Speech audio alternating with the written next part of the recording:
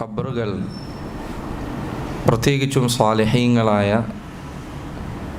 നന്മ ചെയ്ത ആളുകൾ അവരുടെ ഖബറുകളുമായി ബന്ധപ്പെട്ട് മുസ്ലിമീങ്ങളിൽ കടന്നുകൂടിയിട്ടുള്ള അനാചാരങ്ങൾ, അതിരുകവിച്ചലുകൾ അനേകമുണ്ട്. ഈ ഉമ്മത്തിൽ അതല്ലെങ്കിൽ മനുഷ്യരിൽ മൊത്തത്തിൽ തന്നെയും ശിർക്ക് സംഭവിക്കാനുള്ള, അള്ളാഹുവിനെ സൃഷ്ടികളോട് തുല്യതപ്പെടുത്തുക, അവനിൽ പങ്കുചേർക്കുക എന്ന ഏറ്റവും ഗുരുതരമായ ശിർക്ക് ഈ ജനങ്ങൾക്കിടയിൽ സംഭവിക്കാൻ അതിന് വഴിയൊരുക്കുന്ന ഏറ്റവും വലിയ കാരണം സ്വാലിഹീങ്ങളുടെ ഖബറുകളുമായി ബന്ധപ്പെട്ട്, നബിമാരുടെ ഖബറുകളുമായി ബന്ധപ്പെട്ട് ജനങ്ങൾ അതിരുകവിയുന്നതാണ്. ശൈത്താൻ പലപ്പോഴും അവരെ ശിർക്കിലേക്ക് നയിക്കുക, നല്ല മനുഷ്യർ അവരുടെ ഖബറുകളുമായി ഉണ്ടാകുന്ന അനാചാരങ്ങളിലൂടെ, വടികേടുകളിലൂടെ അവരെ പതുക്കെ പതുക്കെ ശിർക്കിലേക്ക് എത്തിക്കുക എന്നത് പിശാചിൻ്റെ കുതന്ത്രങ്ങളിൽപ്പെട്ടതാണ്. ഖബറുകൾ, അവയിൽ കിടക്കുന്ന അവക്കുള്ളിലുള്ള സാലിഹീങ്ങൾ, നബിമാർ, സച്ചരിതരായ ആളുകൾ, അവർ അള്ളാഹുവിന് പുറമെ ആരാധിക്കപ്പെടുന്നതിലേക്ക്, അള്ളാഹുവിന് പുറമെ അവർ റബ്ബുകളാക്കി മാറ്റപ്പെടുന്നതിലേക്ക് പലപ്പോഴും എത്തിച്ചിട്ടുള്ളത് എന്താണ്? ഖബറുകളുമായി ബന്ധപ്പെട്ട അതിരുകവിച്ചിലാണ്. ഇസ്ലാമിൻ്റെ ചരിത്രം എടുത്തു നോക്കിയാൽ, മനുഷ്യരുടെ ചരിത്രം എടുത്തു നോക്കിയാൽ, ഏറ്റവും ഗുരുതരമായ പാപം ശിർക്ക് ജനങ്ങളിൽ ആദ്യമായി സംഭവിച്ചത് നൂഹ് നബി അലൈഹി സ്വലാത്തു വസ്സലാമിൻ്റെ ജനതയിലാണ്. അബ്ദുല്ലാഹ് ഇബ്നു അബ്ബാസ് റളിയല്ലാഹു അൻഹു അദ്ദേഹം പറഞ്ഞതുപോലെ, കാന ബൈന ഖൗമി നൂഹിൻ വ ആദം 10 ഖുറൂൻ.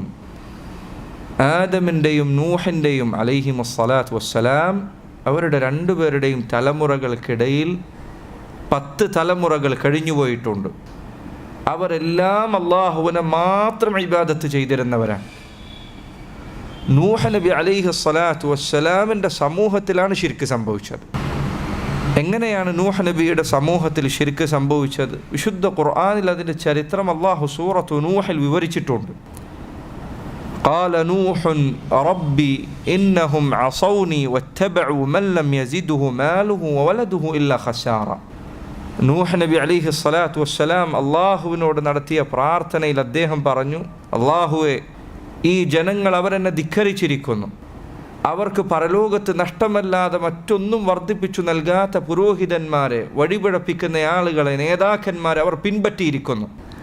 വമക്കറു മക്കറൻ കുബ്ബാറ, അവർ വലിയ കുതന്ത്രമാണ് അള്ളാഹുവെ നടത്തിയിരിക്കുന്നത്. അള്ളാഹു അല്ലാത്തവരെ ആരാധിക്കുന്നതിനു വേണ്ടി, ശിർക്ക് ചെയ്യുന്നതിനു വേണ്ടി അവർ വലിയ കുതന്ത്രമാണ് കാണിച്ചു കൊണ്ടിരിക്കുന്നത്.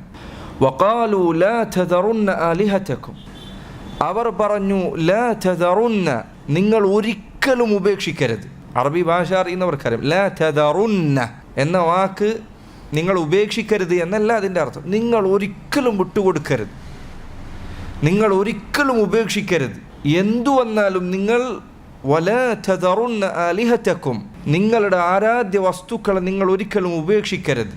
വലാ തദറുന്ന വദ്ദൻ വലാ സുവാഅൻ വലാ യഗൂസ വയഊഖ വനസ്റ, വദ്ദിനെയോ സുവാഇനെയോ യഊസിനെയോ യഊഖിനെയോ നസ്റിനെയോ നിങ്ങൾ ഉപേക്ഷിക്കാൻ പാടില്ല എന്ന് ആ നാട്ടിലുള്ള പ്രമാണിമാർ അവരുടെ കീഴിലുള്ളവരോട് പറഞ്ഞു. എന്താണ് വിശുദ്ധ ഖുർആനിൽ അള്ളാഹു പറഞ്ഞ ഈ വദ്ദും സുവാഉം യഗൂസും യഊഖും നസ്റും എന്താണ്? എൻ്റെ സഹോദരങ്ങൾ, ഈ ശബ്ദം ഇനി കേൾക്കുന്ന ആളുകളുണ്ടല്ലോ, ഖുർആനിൽ നൂഹ് നബിയുടെ ചരിത്രം പറഞ്ഞപ്പോൾ അള്ളാഹു സുബ്ഹാനഹു വ തആല എടുത്തു പറഞ്ഞ ഈ 5 പേരുകൾ എന്താണ് ഇതിൻ്റെ അർത്ഥം? ആരാണ് ഈ പറയുന്ന ആളുകൾ? നബി സല്ലല്ലാഹു അലൈഹി വസല്ലം ഖുർആൻ പഠിപ്പിച്ചു കൊടുക്കണമെന്ന് അള്ളാഹുവിനോട് ദുആ ചെയ്ത, അള്ളാഹുവിനോട് പ്രാർത്ഥിച്ച വ്യക്തിയാണ് അബ്ദുല്ലാഹ് ഇബ്നു അബ്ബാസ്. ഒരിക്കൽ നബി സല്ലല്ലാഹു അലൈഹി വസല്ലം വുദു എടുക്കാൻ നിൽക്കുന്ന സമയത്ത് ഇബ്നു അബ്ബാസ് കുറച്ച് വെള്ളം വുദു എടുക്കാൻ വേണ്ടി സൗകര്യപ്പെടുത്തി കൊടുത്തു. നബി സല്ലല്ലാഹു അലൈഹി വസല്ലം വുദുവിന് ശേഷം അവിടുന്ന് പ്രാർത്ഥിച്ചു അദ്ദേഹത്തിന് വേണ്ടി, അല്ലാഹുമ്മ അല്ലിംഹു തഅവീൽ, അള്ളാഹുവെ, ഖുർആനിൻ്റെ വിശദീകരണം ഇബ്നു അബ്ബാസിന് നീ പഠിപ്പിച്ചു കൊടുക്കണമേ. മറ്റൊരിക്കൽ നബി സല്ലല്ലാഹു അലൈഹി വസല്ലം പറഞ്ഞു, അല്ലാഹുമ്മ ഫഖിഹു ഫിദ്ദീൻ, അള്ളാഹുവെ, ദീനിൽ ഇബ്നു അബ്ബാസിന് നീ അവഗാഹം നൽകണമേ. അങ്ങനെ പ്രാർത്ഥിച്ച സഹാബിയാണ് Ibn Abbas. Abdullah Ibn Abbas റളിയല്ലാഹു അൻഹുമ അദ്ദേഹം പറഞ്ഞതായി അൽ ഇമാം അൽ ബുഖാരി അദ്ദേഹത്തിൻ്റെ സഹീഹിൽ ഉദ്ധരിക്കുകയാണ്. നിങ്ങൾ പ്രത്യേകം ശ്രദ്ധിക്കണം, നൂഹ് നബിയുടെ സമൂഹത്തിൽ ആദ്യമായി ശിർക്ക് വന്നത്, ആദ്യമായി മനുഷ്യരിൽ ശിർക്ക് സംഭവിച്ചത് ഈ 5 ആളുകളുടെ കാര്യത്തിലാണ്. ഇബ്നു അബ്ബാസ് ഈ 5 ആളുകളെ കുറിച്ച് അദ്ദേഹം പറയാൻ, ഹാദിഹി അസ്മാഉ റിജാലിൻ സാലിഹീന മിൻ ഖൗമി നൂഹ്. നൂഹ് നബി അലൈഹി സ്വലാത്തു വസ്സലാമിൻ്റെ ഖൗമിൽ ഉണ്ടായിരുന്ന സാലിഹീങ്ങളായ ചില ആളുകളുടെ പേരുകളാണിത്. കല്ലുകളുടെ പേര് എന്നല്ല അദ്ദേഹം പറഞ്ഞത്, കാഫിരീങ്ങളുടെ പേര് എന്നല്ല പറഞ്ഞത്, വിഗ്രഹങ്ങളുടെ പേര് എന്നല്ല പറഞ്ഞത്, പുണ്യവൃക്ഷങ്ങളുടെ പേര് എന്നല്ല പറഞ്ഞത്. അസ്മാഉ റിജാലിൻ സാലിഹീൻ, സാലിഹീങ്ങളായ ചിലരുടെ പേരുകളായിരുന്നു ഇത്. ജീവിച്ചു മരിച്ചുപോയ ആളുകൾ, ഔലിയാക്കന്മാർ, അവരുടെ പേരുകളായിരുന്നു ഇത്. ഫലമ്മാ ഹലകൂ ഔഹ അശ്ശൈത്താനു ഇലാ ഖൗമിഹിം, അവർ മരിച്ചുപോയപ്പോൾ, ഈ സാലിഹീങ്ങൾ മരണപ്പെട്ടപ്പോൾ പിശാച് അവരുടെ ജനങ്ങൾക്ക് സന്ദേശം നൽകി. പിശാച് അവരുടെ ജനങ്ങൾക്ക് പറഞ്ഞുകൊടുത്തു, അനിൻസിബു ഇലാ മജാലിസിഹിം അല്ലതി കാനൂ യജ്ലിസൂന ഫീഹാ അൻസാബ. ഈ ഔലിയാക്കന്മാർ വദ്ദും സുവാഉം യഗൂസും യഊഖും നസ്റും എല്ലാം അല്ലാഹുവിനെ ആരാധിക്കാൻ വേണ്ടി ഇരുന്നിരുന്ന സ്ഥലങ്ങളിൽ നിങ്ങൾ ചില നാട്ടക്കുറികൾ സ്ഥാപിക്കുക, അവരെ നിങ്ങൾക്ക് ഓർക്കാൻ വേണ്ടി. നോക്കണം, ശിർക്ക് വന്ന രൂപം നോക്കൂ നിങ്ങൾ, എത്ര സൂക്ഷ്മമായിക്കൊണ്ടാണ്. അതുകൊണ്ട് ഉലമാക്കളിൽ ചിലർ പറഞ്ഞത്, ശൈത്താൻ ചിലപ്പോൾ 100-200 വർഷങ്ങൾക്കപ്പുറത്തേക്കുള്ള പ്രവർത്തനം ചിലപ്പോൾ വളരെ ചെറിയ ഒരു നീക്കത്തിലൂടെ ആയിരിക്കും ആരംഭിക്കുക, ഒരു ചെറിയ ഒരു കാര്യത്തിലൂടെ തുടങ്ങിയപ്പോൾ ഈ പറഞ്ഞ സാലിഹീങ്ങൾ അവർ ഇബാദത്തിനു വേണ്ടി മാറിയിരുന്നിരുന്ന സ്ഥലങ്ങളിൽ ഒരു നാട്ടക്കുറി സ്ഥാപിക്കണം. നോക്കൂ, ശൈത്താൻ അവർക്ക് കൊടുത്ത വഹയായിട്ടാണ് ഇബ്നു അബ്ബാസ് അതിനെ പറഞ്ഞത്. ഇന്ന് ഇതേപോലെ നമ്മുടെ നാട്ടിൽ എന്തൊക്കെ നടക്കുന്നുണ്ട്? ഔലിയ നടന്നുപോയ സ്ഥലം, ഔലിയ ഇരുന്ന സ്ഥലം, ഔലിയ കുളിച്ച സ്ഥലം, ഔലിയ കുളിച്ച കുളം. നമ്മുടെ നാട്ടിൽ ഈ അടുത്തുള്ള ജാറം, അവിടെയുള്ള ആ കിണറ്റിലെ വെള്ളത്തിൻ്റെ പോരിശ പറയാനുള്ള കാരണം എന്താണ്? ആ കിണറ്റിലേക്കൊന്ന് തുപ്പി എന്നതാണ്. അതുകൊണ്ട് അതിലെ വെള്ളം വലിയ പോരിശയുള്ള വെള്ളമാണ് എന്നാണ് വിശ്വാസം. സാലിഹീങ്ങൾ ഇബാദത്തിനു വേണ്ടി മാറിയിരുന്ന ആ സ്ഥലം, അവിടെ ചില നാട്ടക്കുറികൾ സ്ഥാപിക്കാൻ ആര് പറഞ്ഞു? ശൈത്താൻ പറഞ്ഞു. നബിമാർ പറഞ്ഞിട്ടില്ല, സാലിഹീങ്ങൾ പറഞ്ഞു, നബി സല്ലല്ലാഹു അലൈഹി വസല്ലം പറഞ്ഞിട്ടില്ല ഒരു ഖബറിൻ്റെ അരികിൽ എന്തെങ്കിലും കൊണ്ട് കുത്തിവെക്കാൻ. പറഞ്ഞോ? ഇല്ല. അള്ളാഹുവിൻ്റെ റസൂൽ സല്ലല്ലാഹു അലൈഹി വസല്ലം അവിടുന്ന് നിസ്കരിച്ചതാണ് എന്ന് ധരിച്ചുകൊണ്ട് ഒരു പള്ളിയിലേക്ക് ചില ആളുകൾ ധൃതി കൂട്ടി നിസ്കരിക്കാൻ വേണ്ടി പോകുന്നത് കണ്ടപ്പോൾ ഉമർ ഇബ്നുൽ ഖത്താബ് റളിയല്ലാഹു അൻഹു അവർ അതിൽ നിന്ന് വിലക്കുകയാണ്. റസൂലുള്ള നിസ്കരിച്ചിരുന്ന ഒരു പള്ളിയാണ് എന്ന് അവർ കേട്ടു. അപ്പോൾ അവർ യാത്രയിൽ ധൃതി കൂട്ടണം, ആ പള്ളിയുടെ അവിടെ എത്തിയാൽ അവിടെ നിസ്കരിക്കണം. നബി സല്ലല്ലാഹു അലൈഹി വസല്ലം നിസ്കരിച്ചിട്ടുണ്ടല്ലോ. ആ പേരും പറഞ്ഞ് ആ പള്ളിയിലേക്ക് ധൃതി കൂട്ടി പോകുന്നവരെ കണ്ടപ്പോൾ ഉമർ ഇബ്നുൽ ഖത്താബ് പറയാൻ, ആ പള്ളിയുടെ മസ്ജിദിൻ്റെ അരികിലെത്തുമ്പോൾ നിങ്ങൾക്ക് നിസ്കാരത്തിന് സമയമായാൽ നിങ്ങൾ നിസ്കരിക്കുക, അതല്ലെങ്കിൽ അതിനുവേണ്ടി പ്രത്യേകം ഉദ്ദേശിച്ചുകൊണ്ട് നിങ്ങൾ അങ്ങോട്ട് യാത്ര പോകരുത്. സഹാബികളുടെ ഉപദേശം അങ്ങനെയായിരുന്നു. എന്നത് പറഞ്ഞു കഴിഞ്ഞാൽ എന്തൊരു കൊടുത്ത പ്രശ്നം? അബ്ദുല്ലാഹ് ഇബ്നു അബ്ബാസ് അദ്ദേഹം പറയുന്നു, വശമ്മൂഹ ബി അസ്മാഇഹിം, അവർ ഈ കാണുന്ന നാട്ടക്കുറികൾ അവക്ക് ഈ പറഞ്ഞ ഔലിയാക്കന്മാരുടെ പേരിട്ട് നൽകി. വദ് ഇരുന്ന സ്ഥലത്തുള്ള നാട്ടക്കുറിക്ക് വദ് എന്ന പേര്, സുവാഇ ഇരുന്ന സ്ഥലത്ത് സുവാഇ എന്ന പേര്. ഇങ്ങനെ ഫഫഅലു ഫലം തുഅബദ്, അങ്ങനെ അവരത് ചെയ്തു. പിശാചിൻ്റെ കൽപ്പന, അവൻ്റെ വസ്വാസ് കാരണം ഇവർ ഈ പണി ചെയ്തു. ഫലം തുഅബദ്, അവരുടെ കാലഘട്ടത്തിൽ ഇതിനെ ഒരാളും ആരാധിച്ചിട്ടില്ല. ഹത്താ ഇദാ ഹലക ഉലൈക വതനസ്സഖ അൽഇൽമു ഉബിദത്, പിന്നീട് ഈ പറഞ്ഞ നാട്ടക്കുറികൾ എന്തിനാണ് സ്ഥാപിച്ചത് എന്ന വിവരവും വിജ്ഞാനവും ആളുകൾ മറന്നുപോയപ്പോൾ ആളുകൾ അതിനെ ആരാധിക്കാൻ തുടങ്ങി. ഒക്കെ നിങ്ങൾ ഔലിയാക്കന്മാരുടെ കാര്യത്തിൽ ഉണ്ടായിരുന്ന ഈ അതിരുകവിച്ചിലാണ് മനുഷ്യരുടെ ചരിത്രത്തിൽ ആദ്യമായി ശിർക്ക് വരാനുണ്ടായ കാരണം. പിന്നീട് നൂഹ് നബി അലൈഹി സ്വലാത്തു വസ്സലാം അവരോട് വന്ന് തൗഹീദിലേക്ക് അവരെ ക്ഷണിച്ചപ്പോൾ അവർ പറഞ്ഞു, ഞങ്ങളെ കാക്കക്കാരനവന്മാരായി ഞങ്ങൾ കേട്ടതാണിത്, ഞങ്ങളിതിനെ ഒഴിവാക്കില്ല. ആദം നബി മുതൽ പഠിപ്പിച്ച തൗഹീദ് അവർ മറന്നുപോയി. ശൈത്താൻ അവർക്ക് പറഞ്ഞുകൊടുത്ത ശിർക്ക് അത് അവരുടെ മതമായി അവർ സ്വീകരിച്ചു. അതുകൊണ്ട് സഹോദരങ്ങളെ, ഈ അസർ ഇബ്നു അബ്ബാസിൻ്റെ ഈ വാക്ക് നിങ്ങൾ ഹൃദയത്തിൽ കൊണ്ട് നടക്കുക. ശിർക്കിൻ്റെ വാതിൽ നിങ്ങൾ ഒരു നിലക്കും തുറക്കരുത്. ചില ആളുകൾക്കുണ്ട്, അവർ വേറെ ആരെങ്കിലും കുറച്ച് വെള്ളം കുടിച്ച് ബാക്കി വെച്ചാൽ അയാൾ വല്ല പണ്ഡിതനോ ക്ലാസ് എടുക്കുന്ന ആളോ ആണെങ്കിൽ എൻ്റെ ബറക്കത്ത് എടുക്കട്ടെ എന്ന് പറഞ്ഞു കുടിക്കും. ചിലപ്പോൾ അത് തമാശക്കായിരിക്കും. ഇത് കാണുന്ന ഒരു മൂന്നാമതൊരുത്തൻ ചിലപ്പോൾ അവനിത് മനസ്സിലാവില്ല. അവൻ നാളെ ഇയാൾ കുടിക്കുന്ന വെള്ളം പോയിട്ട് അത് കുടിച്ച് അതിന് വറക്കത്തെടുക്കാൻ തുടങ്ങും. പിന്നെ അത് അവസാനം ജനങ്ങൾക്കിടയിൽ തിരുത്തപ്പെടാൻ സാധിക്കാത്ത രൂപത്തിലുള്ള ആചാരവും രീതിയുമായി മാറും. അതുകൊണ്ട് ഷിർക്കിൻ്റെ കാര്യത്തിൽ നിങ്ങൾ തമാശ പറയരുത്. ഷിർക്കിൻ്റെ കാര്യത്തിൽ നിങ്ങൾ ചെറിയ വിട്ടുവീഴ്ചകൾ കാണിക്കരുത്. അതിൽ തമാശയും അതിൽ കാര്യബോധമില്ലായ്മയും ഗൗരവം കാണിക്കണം. വഖാല ഇബ്നു ജരീർ ഫി തഫ്സീരിഹി, ഇബ്നു ജരീർ അത്ത്-തബറി, നിങ്ങൾക്കറിയാം തഫ്സീറുൽ മുഫസ്സിരീൻ എന്ന പേരിൽ പ്രസിദ്ധനായ വിശുദ്ധ ഖുർആനിൻ്റെ തഫ്സീറുകൾ രചിച്ച പണ്ഡിതന്മാരിൽ ഏറ്റവും പ്രമുഖനായ ഒരാളാണ് ഇബ്നു ജരീർ അത്ത്-തബറി. അദ്ദേഹം നൂഹ് നബിയുടെ ഈ ചരിത്രം വിവരിച്ചുകൊണ്ട് അദ്ദേഹം പറയുന്നു, വകാന മിൻ ഖബരി ഹഉലാഇ ഫീമാ ബലഗന. ഇബ്നു ജരീർ പറയുകയാണ്, ഇത് വഹാബി പറയല്ല, ഞാൻ ഉണ്ടാക്കിയ വാക്കല്ല. ഇബ്നു ജരീർ അത്ത്-തബറി മുഫസ്സിർ അദ്ദേഹം പറയാൻ, നൂഹ് നബിയുടെ ഈ ചരിത്രം നമുക്ക് ഗ്രന്ഥങ്ങളിൽ നിന്ന് ലഭിച്ചത് ഇപ്രകാരമാണ്. എന്നിട്ട് അദ്ദേഹം ഈ വിഷയത്തിൽ അദ്ദേഹത്തിന് ലഭിച്ച സനദ് പറഞ്ഞതിന് ശേഷം അദ്ദേഹം പറയുന്നു, അന്ന യഗൂഥ വയഊഖ വനസ്റൻ കാനൂ ഖൗമൻ സാലിഹീന മിൻ ബനി ആദം. ആദമിൻ്റെ സന്തതി പരമ്പരകളിൽപ്പെട്ട സാലിഹീങ്ങളായിരുന്നു ഈ പറഞ്ഞ സുവാഉം യഗൂഥും യഊഖും നസ്റുമൊക്കെ.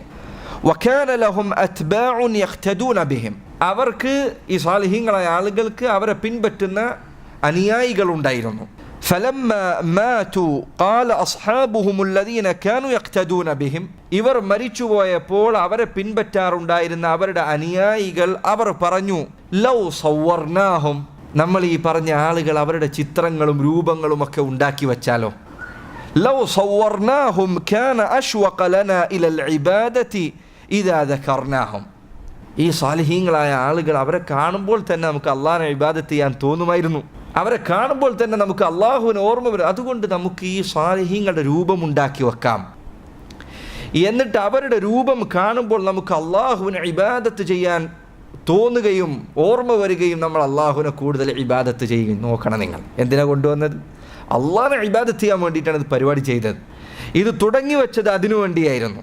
അവരുടെ രൂപമുണ്ടാക്കി വെച്ചു അള്ളാഹുവിനെ ഇബാദത്ത് ചെയ്യുന്നതിനു വേണ്ടി. എന്നിട്ട് പറയാം, ഫലമ്മാ മാതു വജാഅ ആഖറൂൻ ദബ്ബ ഇലൈഹിം ഇബ്ലീസ്.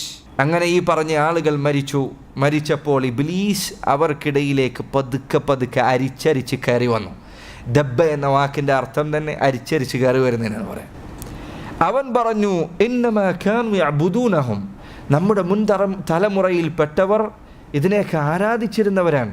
അവർ ഈ വിഗ്രഹങ്ങൾ വെറുതെ ഉണ്ടാക്കി വെച്ചതല്ല, അവർ ഈ വിഗ്രഹങ്ങൾ ഇവയെ ആരാധിക്കുന്നതിന് വേണ്ടി ഉണ്ടാക്കി വെച്ചിരുന്നതായിരുന്നു. വബിഹിം യുസ്ഖൗനൽ മതർ, അവർക്ക് ഈ പറഞ്ഞ വിഗ്രഹങ്ങളെ വിളിച്ചു പ്രാർത്ഥിക്കുമ്പോൾ, ഈ വിഗ്രഹങ്ങളെ മുഖേന വിളിച്ച് അള്ളാഹുവിനോട് തേടുമ്പോൾ അവർക്ക് മഴ ലഭിക്കാറുണ്ടായിരുന്നു. അതുകൊണ്ട് നിങ്ങൾ ഇവരെ ആരാധിക്കണം. നോക്കൂ, പതുക്കെ ഇബ്ലീസ് അവരിലേക്ക് കയറി പറ്റുകയും അവരെ ഈ പറഞ്ഞ വഴികേടിലേക്ക് നയിക്കുകയും ചെയ്ത രൂപം നോക്കൂ നിങ്ങൾ. ആദ്യമായി മനുഷ്യരിൽ ശിർക്ക് സംഭവിച്ചത് സാലിഹീങ്ങളുടെ കാര്യത്തിൽ, അവരുടെ ഖബ്റുകളുടെ കാര്യത്തിൽ അതിരുകവിഞ്ഞതുകൊണ്ടാണ്. ഇതുകൊണ്ടാണ് നബി സല്ലല്ലാഹു അലൈഹി വസല്ലം ഈ ഉമ്മത്തിനെ ഖബ്റുകളുടെ കാര്യത്തിൽ അതിരുകവിയുന്നതിൽ നിന്ന് ആവർത്തിച്ച് താക്കീത് നൽകിയത്. നബി സല്ലല്ലാഹു അലൈഹി വസല്ലം അവിടുത്തെ പത്നിയായ ആയിഷ റളിയല്ലാഹു അൻഹ അവർ പറയുന്നു, അന്ന ഉമ്മ സലമ ദക്കറത് ലി റസൂലില്ലാഹി സല്ലല്ലാഹു അലൈഹി വസല്ലം കനീസ. ഒരിക്കൽ നബി സല്ലല്ലാഹു അലൈഹി വസല്ലം ഇരിക്കുന്ന സന്ദർഭത്തിൽ ഉമ്മു സലമ, നിങ്ങൾക്കറിയാം നബി സല്ലല്ലാഹു അലൈഹി വസല്ലം ചരിത്രം വായിച്ചാൽ ഉമ്മു സലമ അവർ അബിസീനിയയിലേക്ക് ഹിജ്റ പോയ സ്വഹാബിമാരിൽ ഒരാളാണ്. ഉമ്മു സലമ ഒരിക്കൽ നബി സല്ലല്ലാഹു അലൈഹി വസല്ലമയോട് അവർ അബിസീനിയയിൽ കണ്ട ഒരു നസ്രാനികളുടെ പള്ളിയെക്കുറിച്ച് റസൂലുള്ളയോട് പറഞ്ഞു കൊടുത്തു. ആ നാട്ടിൽ അവിടെ നസ്രാനികൾ ഉണ്ടാക്കി വെച്ചിട്ടുള്ള പള്ളിയിൽ വമാ ഫീഹ മിനസ് സുവർ, അവരുടെ പള്ളിയിൽ ധാരാളം ചിത്രങ്ങളുണ്ടായിരുന്നു. നിങ്ങൾ നസ്രാനി പള്ളികളിൽ കയറിയാൽ കാണാം ധാരാളം ചിത്രങ്ങളുണ്ടായിരിക്കും. അബ്സീനിയയിൽ ഉണ്ടായിരുന്ന ഈ പള്ളിയിൽ ധാരാളം ചിത്രങ്ങളുണ്ടായിരുന്നു എന്ന് ഉമ്മു സലമ റളിയല്ലാഹു അൻഹ അവർ പറയുന്നത് നബി സല്ലല്ലാഹു അലൈഹി വസല്ലം കേട്ടു. അത് കേട്ടപ്പോൾ അവിടുന്ന് പറയുകയാണ്, നോക്കണം നിങ്ങൾ, നബി സല്ലല്ലാഹു അലൈഹി വസല്ലം തൗഹീദ് ശ്രദ്ധിച്ച രൂപം നോക്കൂ നിങ്ങൾ. അവിടുന്ന് പറയാൻ, ഉലൈക ഇദാ മാത ഫീഹിമുർ റജുലു സാലിഹു ഔൽ അബ്ദു സാലിഹു ബനൗ അലാ ഖബ്രിഹി മസ്ജിദ. ആ കൂട്ടം ആളുകളുണ്ടല്ലോ നസാറാക്കൾ, ഈ പഴച്ച ആളുകൾ, അവരുടെ കൂട്ടത്തിൽ ഒരു സാലിഹായ മനുഷ്യൻ മരിച്ചാൽ ആ മനുഷ്യൻ്റെ ഖബ്റിനുമേൽ അവർ ഒരു ആരാധനാലയം പടുത്തുയർത്തും. നമ്മുടെ നാട്ടിലുള്ള നസാറാക്കളെ നിങ്ങൾ നോക്കിക്കോളും. എവിടെ ഏതെങ്കിലും കന്യാസ്ത്രീ മരിച്ച് ഒരു 5-10 വർഷം കഴിഞ്ഞാൽ അവരാദ്യം പറയും ഇവരുടെ സ്ഥാനം ഇതാ ഉയർന്നിരിക്കുന്നു, പിന്നെ ആൾ ഈ കന്യാസ്ത്രീയുടെ ഖബറിൻ്റെ അടുത്ത് വന്ന് പ്രാർത്ഥിച്ചപ്പോൾ അവർക്ക് സ്വപ്നത്തിൽ ഇങ്ങനെ കണ്ടു, അവർക്ക് ഇന്ന അത്ഭുത സംഭവം. നമ്മുടെ നാട്ടിൽ നിങ്ങൾ ശ്രദ്ധിക്കണം, നസാറാക്കൾ അവരുടെ അവർ ഈ നാട്ടിൽ പലപ്പോഴും വിശുദ്ധരായി പ്രഖ്യാപിക്കപ്പെടുന്നതിൻ്റെ രൂപം എന്താണ്? ഇങ്ങനെയാണ്. ഏതെങ്കിലും ഒരു കന്യാസ്ത്രീ മരിച്ചു കഴിഞ്ഞാൽ ചില ആളുകളൊക്കെ അവരുടെ അരികിൽ വന്ന്, അവരുടെ ഖബറിൻ്റെ അരികിൽ വന്ന് പ്രാർത്ഥിക്കും. ചിലപ്പോൾ അവരോട് തന്നെ, അതല്ലെങ്കിൽ ഇവർ കർത്താവിനോട് തേടും ഈ ഖബറിൻ്റെ അരികിൽ വന്നുകൊണ്ട്.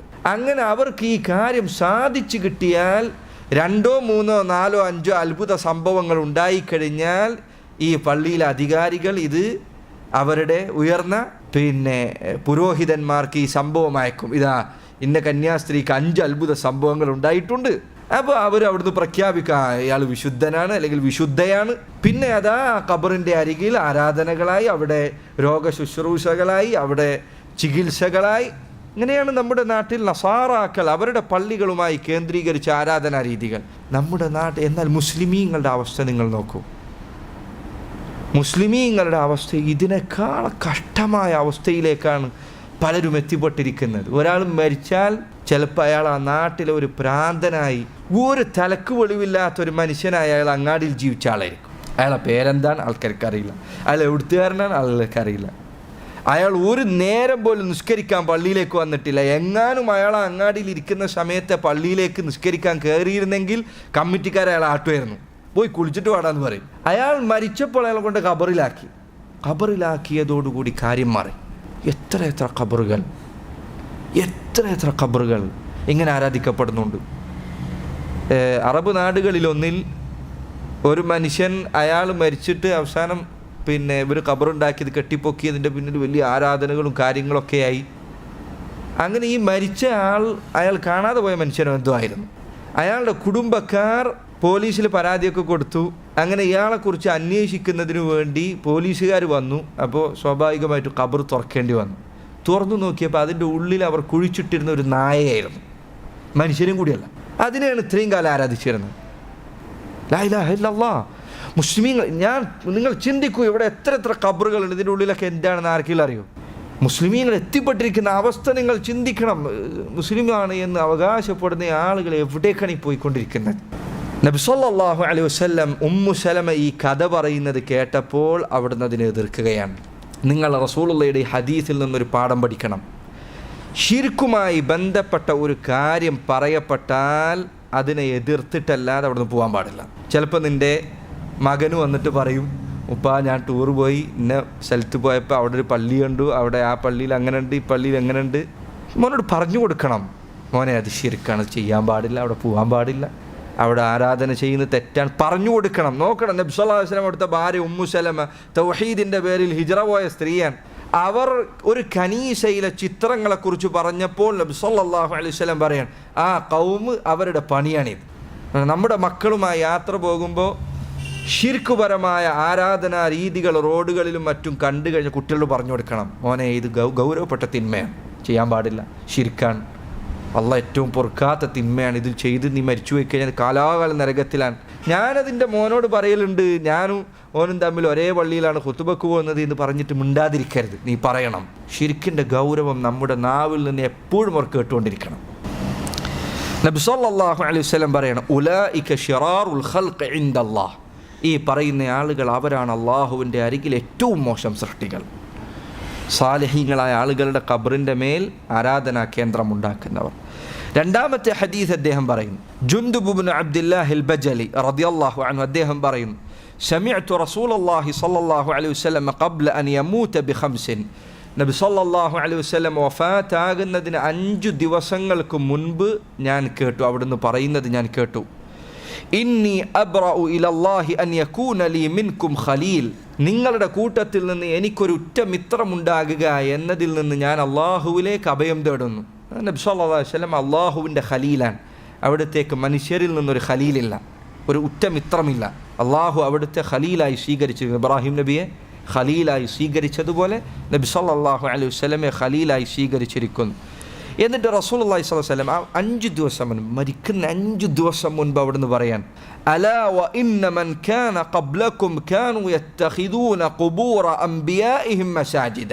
അറിയുക, നിങ്ങൾക്ക് മുൻപുള്ളവർ നസാറാക്കൾ യഹൂദർ അവരിലെ നബിമാർ മരിച്ചു കഴിഞ്ഞാൽ അവരുടെ ഖബ്റുകളെ മസ്ജിദുകളാക്കാറുണ്ടായിരുന്നു. അലാ ഫലാ തത്തഖിദുൽ ഖുബൂറ മസാജിദ്, നിങ്ങൾ ഒരിക്കലും ഖബ്റുകളെ മസ്ജിദുകളാക്കരുത്.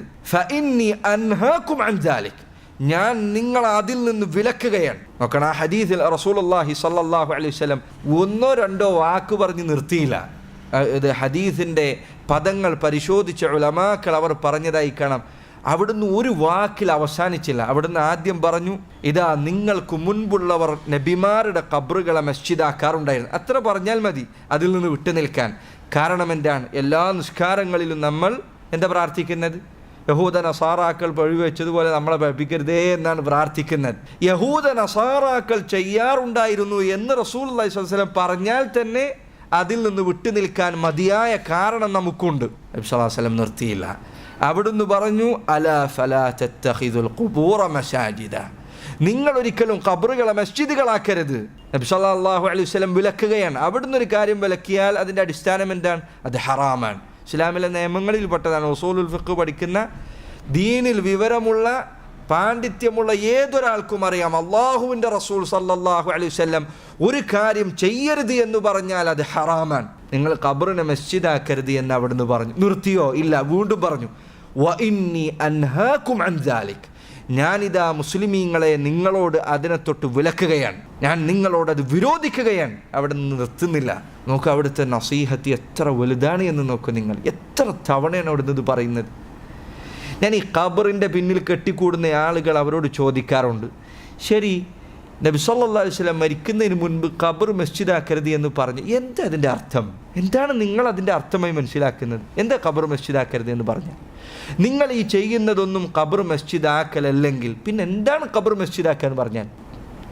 എത്രയോ മസ്ജിദ് നമ്മുടെ നാട്ടിൽ ഒരു കുറ്റിപ്പുറത്ത് ആ വളവിൻ്റെ അടുത്തുള്ള മസ്ജിദ് ഒരു ജാറുണ്ട്.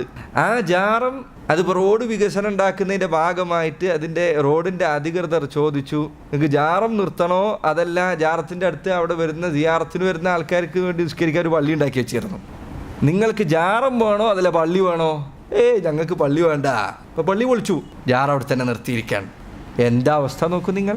എന്താണ് അവസ്ഥ എന്ന് നോക്കൂ. എന്താണ് ഗുരുതരമായ അവസ്ഥയല്ലേ ഇത്? ഒരു മുസ്ലിമായ ഒരു മനുഷ്യൻ, തരിമ്പ് ഈമാനെങ്കിലുമുള്ള ഒരു മുഅ്മിനിൻ്റെ ഹൃദയം പെടക്കുന്ന കാര്യമല്ലത്. എന്നാൽ ആർക്കെങ്കിലും പ്രശ്നമുണ്ടോ? ഇതിനെതിരെ പറഞ്ഞവൻ വഹാബി, ഇതിനെതിരെ പറഞ്ഞവൻ പഴച്ചോൻ. സഹോദരങ്ങളെ, നബി സല്ലല്ലാഹു അലൈഹി വസല്ലം പറയാൻ, നിങ്ങൾ ഖബ്റിനെ മസ്ജിദാക്കരുത്. റസൂലുള്ളാഹി സ്വല്ലല്ലാഹു അലൈഹി വസല്ലം മറ്റൊരു ഹദീസിൽ അവിടുന്ന് പറഞ്ഞു, ഖാതലല്ലാഹുൽ യഹൂദ്, അല്ലാഹു യഹൂദരെ നശിപ്പിക്കട്ടെ, ഇത്തഖദു ഖുബൂറ അംബിയാഇഹിം മസാജിദ്, അവരവരുടെ നബിമാരുടെ ഖബ്റുകളെ മസ്ജിദാക്കി. ഇവിടെ ചിലപ്പോൾ ഈ ഹദീസൊക്കെ കേട്ടാൽ പറയും, കണ്ടില്ലേ ഞങ്ങളിവിടെ സാലിഹീങ്ങളെ ഖബറല്ലേ, അവിടെയല്ലേ കാര്യങ്ങളൊക്കെ ചെയ്യാറുള്ളത്, അതൊക്കെ മൗലവി ഏതെങ്കിലും മുശ്രിക്കായ ആളുടെ ഖബറിനെ ആദരിക്കുന്നതിനെ പറ്റിയാണ് നബി പറഞ്ഞത് എന്ന് പറയാറുണ്ട്. ഇതാ നബി സല്ലല്ലാഹു അലൈഹി വസല്ലം പറയുന്നു, ഖുബൂറ അംബിയാഇഹിം, അവരുടെ നബിമാരുടെ ഖബ്റുകളെ മസ്ജിദാക്കി എന്നാണ് നബി സല്ലല്ലാഹു അലൈഹി വസല്ലം പറഞ്ഞത്. നബിമാർ, ഔലിയാക്കന്മാരൊന്നും കൂടിയല്ല, നബിമാർ. ഞാൻ എൻ്റെ സഹോദരങ്ങളോട് ചോദിക്കട്ടെ, എന്തിനാണ് ഖബർ മസ്ജിദാക്കി എന്ന് പറഞ്ഞാൽ എന്താണ്? അല്ലേ, നിങ്ങൾക്കറിയാം എന്തിനാണ് നിങ്ങൾ മസ്ജിദിലേക്ക് വരുന്നത്? എന്തിനാണ് മസ്ജിദിലേക്ക് വരുന്നത്? നിസ്കരിക്കാൻ വേണ്ടിയാണ്, അല്ലേ? നിസ്കരിക്കണം. മസ്ജിദിൽ വന്നാൽ നിസ്കരിക്കണം. മസ്ജിദിൽ വന്നാൽ ഖുർആൻ ഓതണം. മസ്ജിദിൽ വന്നാൽ ദിക്റ് ചൊല്ലണം. മസ്ജിദിൽ വന്നാൽ ദുആ ചെയ്യണം. ഇതിനാണല്ലോ മസ്ജിദ് ഉണ്ടാക്കി വച്ചിരിക്കുന്നത്. അള്ളാഹുവിന് ദിക്റെടുക്കാൻ, ഖുർആൻ ഓതാൻ, നിസ്കരിക്കാൻ വേണ്ടി, ഇഅ്തികാഫിരിക്കാൻ വേണ്ടി, അള്ളാഹുവിന് ഇബാദത്ത് ചെയ്യുന്നതിനൊരു പ്രത്യേക സ്ഥലം. അതാണല്ലോ മസ്ജിദിൻ്റെ ഉദ്ദേശം. ഈ പറഞ്ഞ കാര്യം നിങ്ങൾ ഖബറിൻ്റെ അരികിൽ വെച്ച് ചെയ്താൽ അതോടുകൂടി ഖബർ മസ്ജിദാകും. എന്തിനാണോ മസ്ജിദ് നിർമ്മിച്ചിരിക്കുന്നത് അവിടെ ചെയ്യേണ്ട കാര്യം നിങ്ങൾ ഖബറിൻ്റെ അരികിൽ പോയി ചെയ്താൽ അതോടുകൂടി ഖബർ മസ്ജിദാകും. അതാണ് ഖബർ മസ്ജിദാകുക എന്ന് പറയുന്ന അർത്ഥം. ഏതൊരു സാധാരണക്കാരനും മനസ്സിലാകുന്ന അർത്ഥമാണ്. മസ്ജിദിൽ നീ വരുന്നത് നിസ്കരിക്കാനാണ്, നീ ഖബറിൻ്റെ അവിടെ പോയി നിസ്കരിച്ചാലോ? ഖബറിനെ മസ്ജിദാക്കലാണ്. മസ്ജിദിൻ്റെ പ്രധാന ഉദ്ദേശം തന്നെ നിസ്കാരമാണ്. എത്ര ആളുകൾ ഖബറിൻ്റെ അവിടെ പോയി. നിങ്ങൾ അജ്മീർ, ഇതൊക്കെ ചിലപ്പോൾ ആളുകൾ പറയും, ഞങ്ങളെ ഖബറിൻ്റെ അവിടെ ഇല്ല എന്ന് പറയും. അജ്മീർ ഖബറിൻ്റെ അവിടുത്തെ അവസ്ഥ എന്താ? സിയാറത്ത് ടൂർ എന്ന് പറഞ്ഞുകൊണ്ട് നിങ്ങൾ അജ്മീറിലേക്ക് ഇതാ ആളുകൾ യാത്ര പോകുന്നു. അജ്മീറിലെ ഖബറിൻ്റെ അരികിലുള്ള അവിടെ പോയ ആളുകളുടെ സന്ദർശനത്തിൻ്റെ വീഡിയോകളും മറ്റും നോക്കൂ. ഖബറിലേക്ക് തിരിഞ്ഞുകൊണ്ടാണ് ആൾക്കാർ നിസ്കരിക്കുന്നത്. ഖബറിൻ്റെ നേരെ തിരിഞ്ഞുകൊണ്ട്. നബി സല്ലല്ലാഹു അലൈഹി വസല്ലം ഹദീസിൽ വ്യക്തമായി വിലക്കിയ കാര്യമാണത്. ഫലാ തുസല്ലു ഇലൽ ഖുബൂർ, നിങ്ങൾ ഖബറുകളിലേക്ക് തിരിഞ്ഞ് നിസ്കരിക്കരുത് എന്ന് അവിടുന്ന് പറഞ്ഞിട്ടുണ്ട്. ഖബറിലേക്ക് തിരിഞ്ഞ് നിസ്കരിക്കുന്നു കഴിഞ്ഞോ? ഇല്ല. ഖബറിൻ്റെ അരികിൽ ചെന്ന് അതാ പ്രാർത്ഥിക്കുന്നു, ദുആ ചെയ്യുന്നു. അള്ളാഹുവിൻ്റെ റസൂൽ സല്ലല്ലാഹു അലൈഹി വസല്ലം ദുആ അവിടുന്ന് ചെയ്തിരുന്നത് എവിടെ വെച്ചിട്ടാണ്? അള്ളാഹുവിൻ്റെ ദുആ ചെയ്തിരുന്നത് മസ്ജിദിൽ വെച്ചിട്ടാണ്, അതല്ല അവിടുത്തെ വീട്ടിൽ വെച്ചിട്ടാണ്. ഖബറിൽ പോയാൽ ഖബറിൻ്റെ അരികിൽ ചെന്നാൽ ഖബറിലുള്ളവർക്ക് വേണ്ടി അവിടുന്ന് ദുആ ചെയ്യും, തിരിച്ചു വരും. ഖബറിൻ്റെ അരികിൽ വെച്ച് ദുആ ചെയ്യുന്നു. അതുപോലെ തന്നെ ചില ആളുകൾ ഇതാ ഖബർ ജാറത്തിൽ പോയാൽ തഹയ്യത്ത് നിസ്കാരം നിർവഹിക്കുന്ന ആൾക്കാരാണ്. ജാറത്തിൽ പോയ 2 റക്അത്ത് നിസ്കാരം പള്ളികൾക്ക് മാത്രം ബാധകമാണ് തഹയ്യത്ത് നിസ്കാരം. അത് ജാറത്തിൻ്റെ ഉള്ളിൽ പോയി ചെയ്യുന്ന ആൾക്കാരില്ലേ, 2 റക്അത്ത് നിസ്കരിക്കാതെ ജാറത്തിൻ്റെ ഉള്ളിലേക്ക് അവൻ കയറി പോവുകയില്ല. ഖബർ പള്ളിയാക്കലല്ലേ ഇത്? കഴിഞ്ഞോ? ഇല്ല. മസ്ജിദുകളിൽ ചെയ്യേണ്ട പല കാര്യങ്ങളും ഈ പറയുന്ന ജാറങ്ങളിൽ ഖബറുകളിൽ ചെയ്യുന്ന ആളുകളെ നിങ്ങൾക്ക് കാണാം. ഞാൻ പലപ്പോഴും ചോദിക്കാറുണ്ട്, ഇസ്ലാമിലെ ഒന്നാമത്തെ മസ്ജിദ് ഏതാണ് ഒന്നാമത്തെ? ഇസ്ലാമിലെ ഏറ്റവും പ്രധാനപ്പെട്ട മസ്ജിദ് മസ്ജിദുൽ ഹറമാണ്, കഅബയാണ്. കഅബക്ക് മാത്രം പ്രത്യേകമായ 2 കാര്യങ്ങളുണ്ട്. പല കാര്യങ്ങളുടെ കൂട്ടത്തിൽ 2 കാര്യങ്ങൾ. ഒന്നാമത്തെ കാര്യം, കഅബയുടെ ചുറ്റും മാത്രം നിശ്ചയിക്കപ്പെട്ട ഒരു ഇബാദത്തുണ്ട്. അതേതാണ്? തവാഫാണ്, അല്ലേ? കഅബയുടെ ചുറ്റും തവാഫ് ചെയ്യുക എന്നത് ആ ഇബാദത്ത് വേറെ എവിടെയുമില്ല. മസ്ജിദ് നബിയിലുണ്ടോ? ഇല്ല. ബൈത്തുൽ മഖ്ദിസിലുണ്ടോ? ഇല്ല. കഅബക്ക് മാത്രം ബാധകമായ ഇബാദത്താണ് തവാഫ്. നിങ്ങൾ ഖബറുകളിൽ പോയി നോക്കൂ, ജാറങ്ങളിൽ പോയി നോക്കൂ, ഖബറിങ്ങനെ വലയം ചുറ്റുന്നത് കാണാം. തവാഫ് ഇസ്ലാമിൽ ഒരിടത്തും പഠിപ്പിക്കാത്ത ഇബാദത്താണ്, ആകെ കഅബക്ക് മാത്രമേ ഉള്ളൂ. ഇസ്ലാമിലെ ഒന്നാമത്തെ മസ്ജിദാണ് കഅബ. അതിനു മാത്രം പ്രത്യേകമായ ഒരു ഇബാദത്ത് നിങ്ങൾ ഖബറിൻ്റെ അരികിൽ പോയി ചെയ്തിട്ടും നിങ്ങൾ പറയുന്നു ഞങ്ങൾ ഖബറിനെ മസ്ജിദാക്കിയിട്ടില്ല എന്ന് പറയുന്നു എങ്കിൽ ഇനി എപ്പോഴാണ് ഖബർ മസ്ജിദാവുക? അള്ളാഹുവിൻ്റെ മസ്ജിദുകളിൽ ഏറ്റവും പ്രധാനപ്പെട്ട മസ്ജിദാണ് മസ്ജിദുൽ ഹറം. അവിടേക്ക് പ്രത്യേകമായ ഒരു കാര്യം തവാഫാണ്. അതുപോലെ നിർവഹിക്കപ്പെടുന്ന ഖബറുകൾ നിങ്ങൾക്ക് കാണാം. രണ്ടാമത്തെ കാര്യം, കഅബയിൽ മാത്രം നമ്മൾ കാണുന്ന കാര്യങ്ങളിൽ ഒന്നാണ് കഅബയെ പുതപ്പിക്കുക എന്നത്. കഅബയ്ക്കില്ല ഇടുക എന്നുള്ളത്, കഅബയെ തുണി കൊണ്ട് മൂടുക എന്നത് കഅബയ്ക്ക് മാത്രം പ്രത്യേകമായ കാര്യമാണ്. അത് വേറെ എവിടെയുമില്ല ഇബാദത്ത്. അത് നബി സല്ലല്ലാഹു അലൈഹി വസല്ലം അംഗീകരിച്ച അവിടുത്തെ കാലഘട്ടത്തിൽ നിലനിന്നിരുന്ന കാര്യമാണ്. ജാറങ്ങളിൽ പലതിലും, നമ്മുടെ നാട്ടിലെ പുത്തമ്പള്ളി ജാറത്തിൽ അവിടുത്തെ പ്രധാന ചടങ്ങുകളിലൊന്ന് ജാറം മൂടലാണ്. പുറത്തുനിന്ന് തുണി എടുക്കുക, പോയിട്ട് മൂടുക, ആ തുണി തന്നെ വീണ്ടും കൊണ്ട് കടയിൽ വെക്കുക, വീണ്ടും മൂടുക അടുത്ത ദിവസം. ഇതാണ് പ്രധാന ഇബാദത്തുകളിലൊന്ന്. ഞാനിപ്പോൾ പറഞ്ഞ കാര്യങ്ങൾ നിങ്ങൾ നോക്കൂ. മസ്ജിദുകളിൽ നിസ്കാരമുണ്ട്, ജാറത്തിൽ നിസ്കാരമുണ്ട്. മസ്ജിദിൽ ഖുർആൻ പാരായണമുണ്ട്, ജാറത്തിൽ ഖുർആൻ പാരായണമുണ്ട്. മസ്ജിദിൽ ദുആകളുണ്ട്, അതിനുവേണ്ടി നിശ്ചയിക്കപ്പെട്ട സ്ഥലം ജാറങ്ങളിൽ അതുണ്ട്. മസ്ജിദുകളിൽ ഇഅ്തികാഫുണ്ട്, ജാറങ്ങളിൽ ഇഅ്തികാഫുണ്ട്. ഇവിടെ പ്രധാനപ്പെട്ട ഔലിയാക്കന്മാരുടെ ചരിത്രം പറയുന്ന പല പുസ്തകങ്ങളിലും അവരുടെ പ്രധാന ശ്രേഷ്ഠത എന്ന് പറഞ്ഞാൽ ഇന്ന ഔലിയയുടെ ഖബറിൻ്റെ അവിടെ ഇഅ്തികാഫ് ഇരുന്നിരുന്നു എന്നുള്ളതാണ്, ഭജനം ഇരുന്നിരുന്നു എന്നുള്ളതാണ്, ഇബാദത്തിന് വേണ്ടി അവിടെ തന്നെ കൂടിയിരുന്നു എന്നുള്ളതാണ്. അജ്മീറിലും നാഗൂരിലുമൊക്കെ 5 ദിവസവും 10 ദിവസവും 20 ദിവസമൊക്കെ കഴിഞ്ഞുകൂടുക എന്നുള്ളത് വലിയ സൽക്കർമ്മമായി, കാര്യങ്ങൾ സാധിക്കാനുള്ള വലിയ കാര്യമായി നമ്മുടെ നാട്ടിൽ ഇപ്പോഴും കാണുന്ന കാര്യമാണ്. പാവപ്പെട്ട പൈസയില്ലാത്ത ആളുകൾ വരെ ഹജ്ജിന് പോകാൻ പണം കൂട്ടി വെക്കുന്നത് പോലെ പൈസ കൂട്ടി വെച്ച് അവസാനം ഈ ജാറത്തിലേക്ക് സിയാറത്ത് ടൂർ പോവാൻ, എന്നിട്ട് ഇത്ര ദിവസം ഞങ്ങൾ അവിടെ പോയി കൂടിയിരുന്നു എന്ന് വലിയ സമാധാനത്തോടു കൂടി പറയുകയാണ്. ഈ പറഞ്ഞ ഇഅ്തികാഫ്, ഇങ്ങനെ ഖബറിൻ്റെ ചുറ്റും കൂടിയിരിക്കുക എന്നത് ഇത് മസ്ജിദിൽ ചെയ്യേണ്ട കാര്യമാണ്. തവാഫ് ചെയ്യുക എന്നത് മസ്ജിദുമായി ബന്ധപ്പെട്ട കാര്യമാണ്. മസ്ജിദ് മൂടുക എന്നത് അത് കഅബയുമായി ബന്ധപ്പെട്ട കാര്യമാണ്. 7 കാര്യങ്ങൾ ഞാനിപ്പോൾ പറഞ്ഞു. ഇതൊക്കെ മസ്ജിദുമായി ബന്ധപ്പെട്ടതാണ്. എൻ്റെ പ്രിയപ്പെട്ട സഹോദരങ്ങളെ, മുസ്ലിമീങ്ങളായ ലാ ഇലാഹ ഇല്ലല്ലാഹ് മുഹമ്മദ് റസൂലുള്ളാഹി എന്ന് പറയുന്ന സഹോദരൻ, ഞാൻ നിങ്ങളോട് അങ്ങേറ്റത്തെ നസീഹത്തിലാണ് ഈ പറയുന്നത്. ഇത് റസൂലുള്ളാഹിയുടെ ഹദീസുകളാണ്. നമുക്ക് എന്ത് നേട്ടമാണ് നിങ്ങളെ ജാറത്തിൽ നിന്ന് അകറ്റിയത് കൊണ്ട് ലഭിക്കാനുള്ളത്? നിങ്ങളെ ജാറങ്ങളിലേക്ക് പിടിച്ചു വലിക്കുന്നവർ, അവർക്ക് ലഭിക്കാൻ സമ്പത്തുണ്ട്. നിങ്ങളെ ജാറത്തിൽ നിന്ന് പിടിച്ചു വലിച്ചതുകൊണ്ട് എന്ത് പണമാണ് ഇത് പറയുന്നവർക്ക് ലഭിക്കാനുള്ളത്? എന്ത് ഭൗതികമായ നേട്ടമാണ് ലഭിക്കാനുള്ളത്? ഒരു നേട്ടമില്ല. അതുകൊണ്ട് സഹോദരങ്ങളെ, ഞാൻ എൻ്റെ തൗഹീദ് മനസ്സിലാക്കിയ സുഹൃത്തുക്കളോട് പറയട്ടെ, നിങ്ങൾ ഇത്തരം ഹദീസുകൾ മനഃപ്പാഠമാക്കണം, ജനങ്ങൾക്ക് ഇത് കേൾപ്പിച്ചു കൊടുക്കണം. നിങ്ങളുടെ പരിചയത്തിലുള്ളവർ ഈ പറഞ്ഞ അബദ്ധങ്ങളിൽ ഇത് കാണാതെ പഠിക്കണം. നമ്മളൊക്കെ ചെറിയ പ്രായത്തിൽ തൗഹീദി പ്രഭാഷണങ്ങൾ പല നാടുകളിലും ഇങ്ങനെ ധാരാളമായി ഉണ്ടാകും. മിക്ക ദിവസവും എവിടെയെങ്കിലുമൊക്കെ പ്രഭാഷണങ്ങൾ ഉണ്ടാകും ചെറിയ പ്രായത്തിൽ. അന്ന് കണ്ടിരുന്ന തൗഹീദിനു വേണ്ടി പണിയെടുത്തിരുന്ന സാധാരണക്കാരായ ആളുകൾ, അവർക്ക് നബി സല്ലല്ലാഹു അലൈഹി വസല്ലമയുടെ ഹദീസുകളും ഖുർആൻ ആയത്തുകളും തൗഹീദുമായി ബന്ധപ്പെട്ടത് അനേകം മനഃപ്പാഠമുണ്ടായിരുന്നു. നമ്മളിൽ പലരും ഇന്ന് തൗഹീദ് പറയുന്നു എന്ന് പറയുന്ന പല ആളുകൾ അവരുടെ കയ്യിൽ ആകെ ഉള്ളത് ഈ മൊബൈലാണ്. ഈ ക്ലിപ്പ് കണ്ടോ, ആ ക്ലിപ്പ് കണ്ടോ. ഇതാണ് നമ്മളിൽ പലരും മറ്റുള്ളവരെ ഇസ്ലാമിലേക്കും തൗഹീദിലേക്കും ക്ഷണിക്കാനുള്ള വടിയായി കയ്യിൽ വെച്ചിരിക്കുന്നത്. അള്ളാഹുവിൻ്റെ ഖുർആൻ പറഞ്ഞു കൊടുക്കുക, നബി സല്ലല്ലാഹു അലൈഹി വസല്ലമയുടെ ഹദീസ് കേൾപ്പിച്ചു കൊടുക്കുക. അതിന് വലിയ ബറക്കത്തുണ്ട്. അത് നിങ്ങൾ ഈ പറയുന്ന ക്ലിപ്പുകളും മറ്റു കാര്യങ്ങളെക്കാളും സ്വാധീനമുണ്ടാക്കും ജനങ്ങളുടെ ഹൃദയത്തിൽ. അള്ളാഹിൻ്റെ വാക്കാണ്, റസൂലുള്ളാഹിൻ്റെ വാക്കാണ് സല്ലല്ലാഹു അലൈഹി വസല്ലം. ഈ ക്ലിപ്പ് കാണിച്ചാൽ അവർ പറയും നിങ്ങളുണ്ടാക്കിയതാന്ന് പറയും. അതുകൊണ്ട് സഹോദരങ്ങളെ, നിങ്ങളിത് കാണാപ്പാടെ പഠിക്കണം, നിങ്ങൾ തൗഹീദ് പഠിക്കണം എന്ന് പറഞ്ഞു കൊടുക്കണം. ഇപ്പോൾ ഇതാ തൗഹീദുള്ള ആളുകൾ അവർ മിണ്ടാതിരിക്കണം. പലരും ഒരു പണിയും എടുക്കുന്നില്ല. ഇങ്ങനെ ആയിരുന്നില്ല പഴയ കാലത്ത്. ചുറ്റുപാടുമുള്ളവർ, കുടുംബക്കാർ, നിങ്ങൾ അവർക്ക് തൗഹീദ് എത്തിച്ചു കൊടുക്കണം. അവർ ഈ അവസ്ഥയിൽ മരിച്ചുപോയാൽ കാലകാലം നരകത്തിലേക്കാണ് ഈ പോകുന്നത്. വെറുതെ ഇരിക്കരുത്. ഷെയ്ഖ് ഇബ്നു ബാസ് റഹിമഹുല്ലാഹ് അദ്ദേഹം പറഞ്ഞ മനോഹരമായ ഒരു വാക്കുണ്ട്. അദ്ദേഹം പറഞ്ഞു, ബാത്തിലിൻ്റെ ആളുകൾ അത് അസത്യമാണ് എന്ന് അറിഞ്ഞുകൊണ്ട് അവരതിനു വേണ്ടി വിയർപ്പൊഴുക്കി പണിയെടുക്കുന്നു. സത്യത്തിൻ്റെ ആളുകൾ അത് സത്യമാണെന്ന് അറിഞ്ഞിട്ട് ഇവിടെ കിടന്ന് ഉറങ്ങുന്നു. എങ്ങനെയാണിത് ശരിയാവുക? എങ്ങനെയാണിത് യോജിക്കുക? എങ്ങനെയാണിത് നീതിയാവുക? നമുക്ക് കുറച്ച് ബോധ്യമുണ്ട് ഇത് ഹക്കാണ്, നമ്മൾ ഈ പറയുന്നത് സത്യമാണ്. ഒരാളെയും വഞ്ചിക്കാനല്ല ഇത് പറയുന്നത്, അവൻ്റെ പരലോകത്തിനു വേണ്ടി. നമ്മൾ വെറുതെ ഇരിക്കരുത്, പണിയെടുക്കണം. ഇതാ നമ്മുടെ നാട്ടിലേക്ക് നിങ്ങൾ നോക്കൂ, തരീഖത്തുകൾ ഇവിടെ വളർന്നുകൊണ്ടിരിക്കുന്നു, സൂഫികൾ വളർന്നുകൊണ്ടിരിക്കുന്നു, അറിവില്ലായ്മ വ്യാപിക്കുന്നു. അതിന് നമ്മൾ മിണ്ടാതിരിക്കാൻ, നമ്മുടെ വീട്ടിൽ റാഹത്തിലാണ്. ഒരു പണി നമ്മൾ എടുക്കാൻ തയ്യാറാകുന്നില്ല എങ്കിൽ സഹോദരങ്ങളെ, അള്ളാഹു നമ്മോട് ചോദ്യം ചെയ്ത് എന്ത് ഉത്തരമാണ് പറയാനുള്ളത്? എന്താണ് നമ്മൾ തയ്യാറാക്കി വെച്ചിട്ടുള്ളത്? നിങ്ങൾ ചിന്തിക്കണം. നമ്മുടെ ചുറ്റുപാടുമുള്ളവരോട് നമുക്ക് ബാധ്യതയുണ്ട്. ഉറക്കം നടിക്കരുത്, നിങ്ങൾ മടിച്ചിരിക്കരുത്, പണിയെടുക്കണം.